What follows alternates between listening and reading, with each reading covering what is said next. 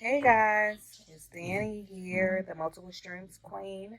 I am coming tonight to talk to you about screening your guests in hopes that you can try to avoid potential bad guests, right? Nothing is 100% guaranteed, like that you will not get a bad guest because it happened. And then also, a bad guest or a bad experience can be really subjective.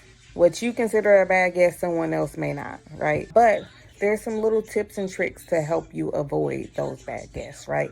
Avoid parties or large events and whatever in your units. So, first off, Airbnb has different settings that you can turn on and off when guests can book, right? One of them is instant book. I have my instant book on. I don't mind people booking. But for other people that I work with, some of our clients, they've taken instant book off because they want to be able to screen their guests before they book the property. So that is absolutely one way that you can try to screen your guests. They have to send you a message before they want to book. And so then you can see what they're coming for. You can ask whatever questions you need to ask, and you can approve or decline their request. Another way is Airbnb asks you if you require your guests to have a profile picture, which that's something to me is not really a big deal. People not uploading profile pictures, like, you know, not something that I really worry about. Other people do. So that is one way you can kind of screen your guests. And the thing is, even before they book, you can't see the profile picture until they've already booked. And then another way is you can require that they have a government ID uploaded and verified. Me as a host, if I've gone through the trouble of verifying who I am and my identity, I want my guests to do the same. To me, it just provides me a sense of security that someone has verified that you're an actual real person, that you're kind of responsible if you've taken that little extra step to do that. So I require that my guests have an uploaded ID that has been verified by Airbnb. I've had plenty of guests try to book and they have not been able to complete their booking because their ID was not uploaded. If you're a responsible adult, there's no reason why you don't have some form of identification that you can't upload to book the place. If you don't have that, you will not book any of my apartments and you will not stay with us, unfortunately.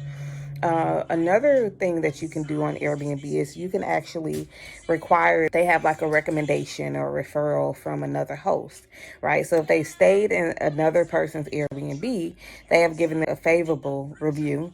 Thus, they can stay with you, right?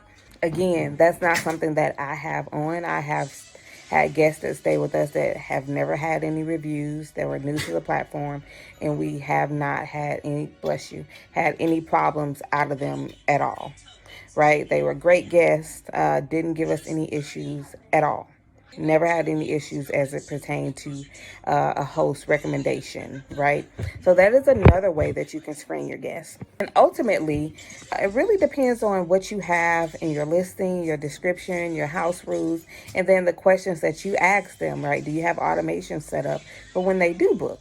There's one thing that we do require guests that are local, they need to message us before they book. We have some units that are pet friendly. Before they book, we require that they message us before they book. Because apartment communities, some of them have restrictions pertaining to different breeds of dogs, right? So we want them to message us before they book and they come and they're like, oh my God, that dog can't stay here. So we ask that they message us before they book our unit. Anyone that is local, we ask that they message us before they book our unit. So for one, that shows us that they actually read our house rules. We have had several guests that are local, that stay in the area, that book and obviously do not read the house rules, right? And so we message and say, hey, I see that you're local. Basically, paraphrase it. Why are you coming? Like, what's bringing you to our place? If you're local, especially if they're staying for 1 or 2 nights, especially one night, like, why do you need an Airbnb, right? Not saying that everybody is up to something, but the likelihood that they could be up to something is a little bit higher versus not, right? And so we ask that anybody that is local that they give us a message before they actually book because we want to know why you're coming. But you can ask any screening questions that you would like of your guests. You can ask them whether they're coming to the area for. If they don't have a lot of verifications, you can let them know, hey, I need you to verify your identity before you can book the unit. Whatever questions you need to ask to feel comfortable with someone staying in your place, you can absolutely ask. You do not have to accept every reservation.